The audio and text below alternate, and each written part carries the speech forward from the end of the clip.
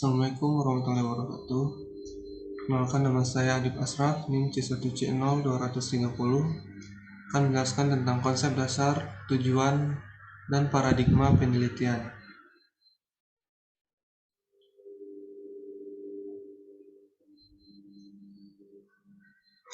Adapun pokok pembahasan yang akan saya jelaskan pada materi kali ini yaitu yang pertama ada konsep dasar penelitian, yang kedua paradigma penelitian, yang ketiga jenis paradigma penelitian. 1. Konsep dasar penelitian. Penelitian adalah suatu kegiatan yang dilakukan menurut kaidah dan metode ilmiah secara sistematik untuk memperoleh data, informasi, atau keterangan yang berkaitan dengan pemahaman dan pembuktian atas kebenaran dan asumsi atau hipotesis. Menurut arti lain, penelitian adalah suatu penyelidikan terorganisasi atau penyelidikan yang hati-hati dan kritis dalam mencari fakta untuk menentukan sesuatu. Pendekatan penelitian dibagi menjadi dua macam, yaitu pendekatan non-ilmiah. Pendekatan non-ilmiah melalui beberapa proses, yaitu yang pertama akal sehat. Akal sehat dan ilmu adalah dua hal yang berbeda, sekalipun dalam batas tertentu keduanya mengandung persamaan. Menurut Conan yang dikutip Carliger, akal sehat adalah serangkaian konsep dan bagian konseptual yang memuaskan untuk penggunaan praktis bagi kemanusiaan. Yang kedua, prasangka pencapaian pengetahuan secara akal sehat diwarnai oleh kepentingan orang yang melakukannya. Hal yang demikian itu menyebabkan akal sehat mudah beralih menjadi prasangka.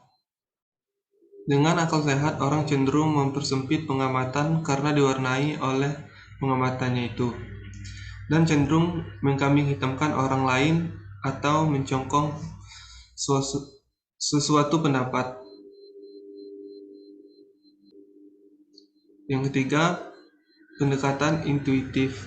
Dengan intuisi, orang memberikan penilaian tanpa didahului suatu renungan. Pencapaian pengetahuan demikian itu sukar dipercaya. Di sini tidak terdapat langkah-langkah yang sistematik dan terkendali. Yang keempat ada penemuan kebetulan dan coba-coba. Penemuan secara kebetulan diperoleh tanpa rencana, tidak pasti, serta tidak melalui langkah-langkah yang sistematik dan terkendali.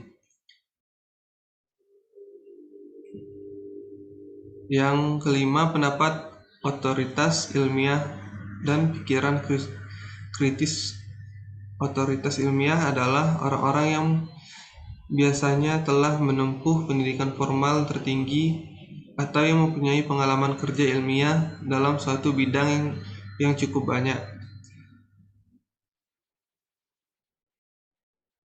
Pendapat-pendapat mereka sering diterima oleh orang tanpa diuji.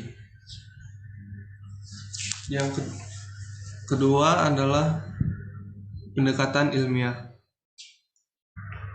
Pengetahuan yang diperoleh dengan pendekatan ilmiah diperoleh melalui penelitian ilmiah dan dibangun di atas teori tertentu. Teori itu berkembang melalui penelitian ilmiah, yaitu penelitian yang sistematik dan terkontrol berdasarkan atas data empiris.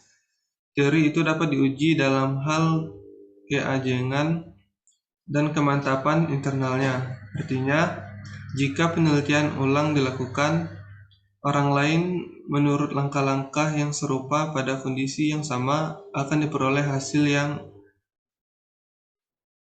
konsisten,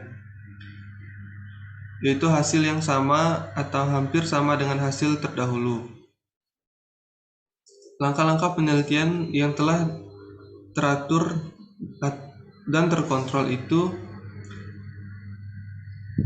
telah terpolakan dan sampai batas tertentu diakui oleh umum. Pembahasan selanjutnya yaitu paradigma penelitian. Paradigma penelitian dibagi menjadi dua, yaitu paradigma kualitatif. Paradigma kualitatif adalah penelitian yang menempatkan manusia sebagai subjek penelitian.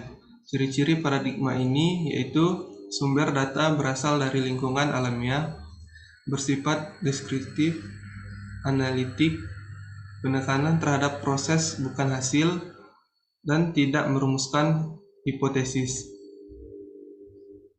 Yang kedua, paradigma penelitian kuantitatif,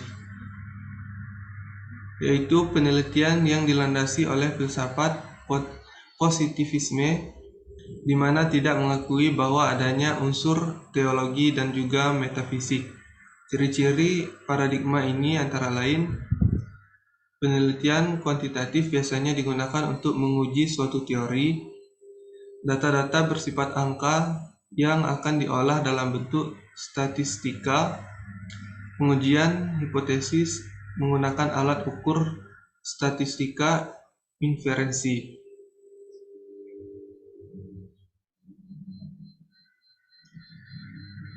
Pembahasan selanjutnya yaitu tujuan penelitian.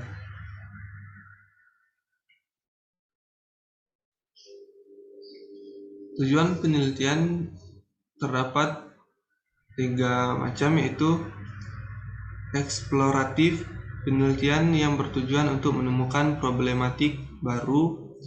Pengembangan, untuk penelitian khusus yang dimaksudkan untuk mengembangkan pengetahuan yang sudah ada. Verifikatif, penelitian yang ditujukan untuk menguji kebenaran suatu pengetahuan.